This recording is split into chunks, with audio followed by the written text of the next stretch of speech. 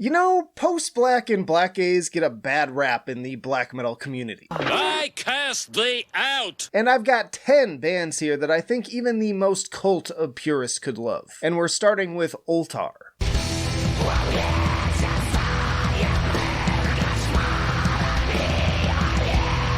Ultar are a Siberian act inspired by the works of H.P. Lovecraft. We throw the word atmosphere around a lot, but I'd argue that Ultar have made a fuller investment than most. In addition to the usual reverb-washed guitar tremolos and cascading walls of blissful melody, Kadath will also employ ambient nature sounds on tracks like Shores of the Sleeping Seas, only to once more send their praises to the Elder Gods.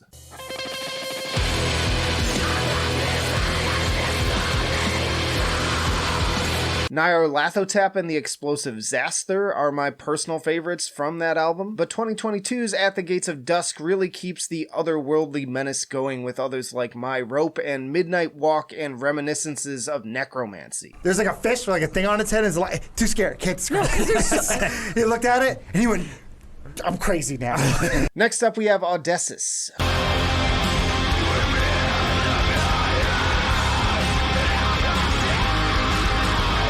I absolutely fell in love with this Lithuanian band's self-titled debut back in 2015. For every passage of post-metal magic, expect a ferocious counterpoint. Songs will start off with a really dark tone and then evolve into something more melodic over times, or sometimes completely vice versa. And the guitar work is also solid with plenty of hooky riffs to break up the usual rapidly strummed chords.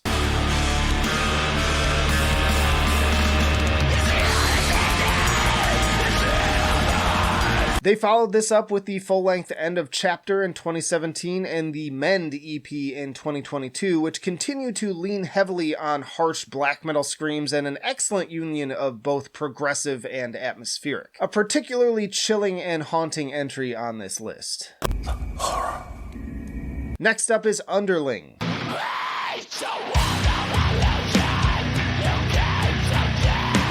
Underling was formed in Northern California in 2012 and includes musicians from Fallujah, Archaic, Battlecross, Wrath, and Sidian. Grim howls and the occasional death metal growl are backed by highly kinetic blast beats and pounding double bass to offset the reverb-laden, shimmering guitar riffs, the perfect balance of light and dark. Not to mention Taylor's incredible bass work that really adds to the overall mood and weight of each song, especially on Downpour, for example.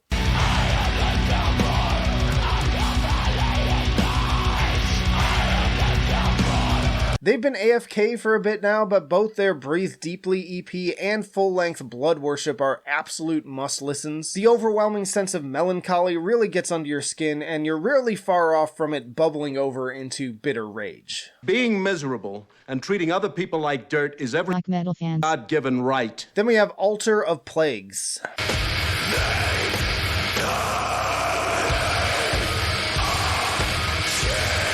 This Irish group dropped a few solid albums before disbanding in 2013, but it's their final release, Teethed Glory and Injury, that I've recommended the most over the years, and to this day, I don't think I've ever had anyone come back with less than a holy shit. Fusing post-black with industrial, it is a truly unique experience that I've even named as one of my favorite albums of that entire decade.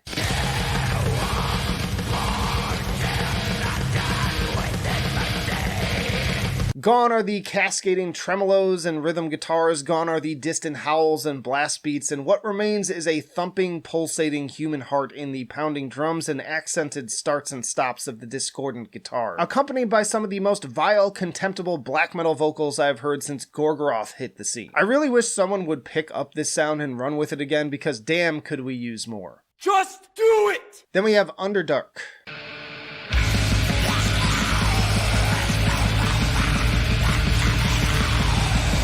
Underdark is a UK band that provides deep emotional catharsis, but in the form of truly scathing black metal vocals and very heavy instrumentation that should please even the most stubborn of purists. They navigate so well between spiraling hellfire tremolo lines and tranquil meditation, and I am so impressed with how many feelings they manage to convey in just a few songs.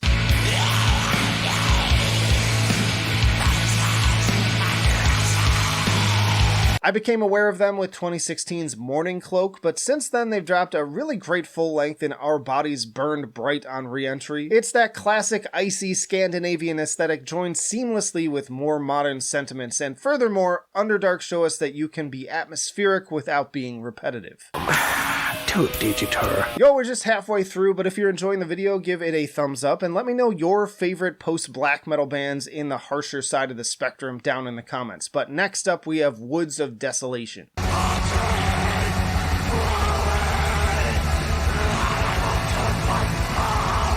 Now, if you love that really visceral, emotionally driven, atmospheric black metal in the vein of Harakiri for the Sky, you should also be a fan of Woods of Desolation. This Australian project's jangly guitar melodies and raspy snarls really pull at the heartstrings, sounding like pure sorrow and desperation ripped straight from someone's breaking heart.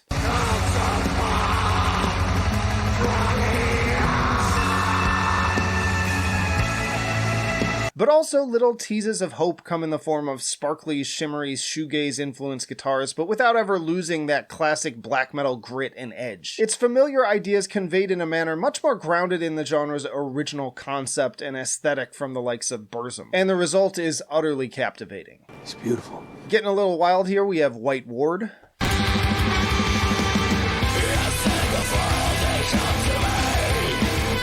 This Ukrainian band continues to drop some of the most unique music in the entire genre, tackling heady philosophical and social issues through a stunning mix of post-black, post-punk, progressive, and dark jazz, all working in unison to carry highly ambitious compositions like the 13+ minute brass-infused Leviathan, and so much more.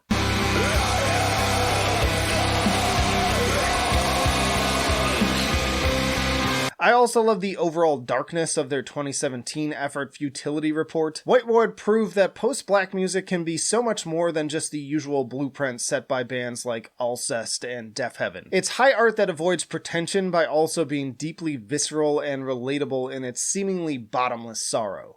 That's art. Next up is Olhava.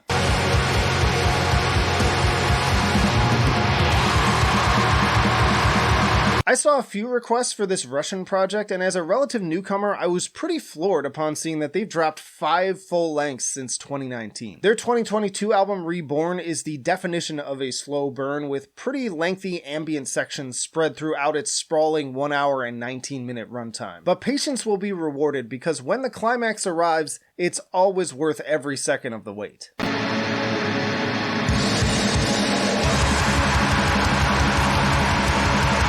Simply put, absolutely stunning. I haven't had the time to really take a full dive into all of their material yet, but sampling 2020's Ladoga and 2021's Frozen Bloom made it clear that these guys should have been on my radar a long time ago. It sounds like the world being completely devoured by a blizzard. The storm of stone.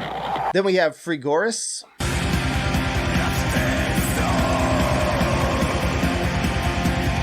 Another audience recommendation I wasn't at all familiar with, but this German group has been around since 2007 and has some street cred in that they actually started out as a straight-up pagan black metal band before evolving in a more atmospheric direction. You can even see the lingering cult influences in the stark black and white album art of 2020's In Stille, which is a magnificent monument of misery as exemplified by tracks like Schweideweg.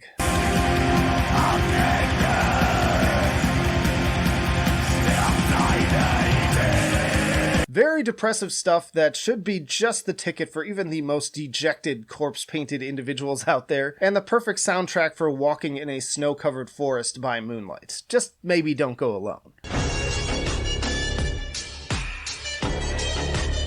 And then of course we have to talk about Mull.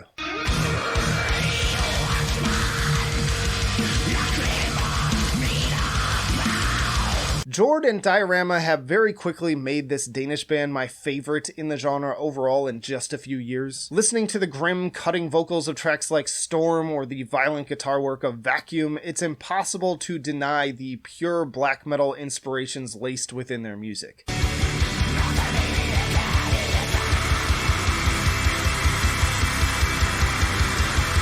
While many post-black bands feel like a post-rock or post-hardcore band simply appropriating mildly black metal elements, Mole feels like a very even spread. Sure, there are still drifting atmospheric moments, but even these clear meditative wellsprings are laced with poison in their viciously assaultive transitions. And on top of that, they never fall victim to the more repetitious tropes of the genre. Not only a great recommendation to black metal fans, but also the one that I'm most excited to hear more from in the future. Y'all check out this video for a ranking of modern black metal bands, or this one for 10 doom metal bands that even haters could enjoy. But that'll do it for now.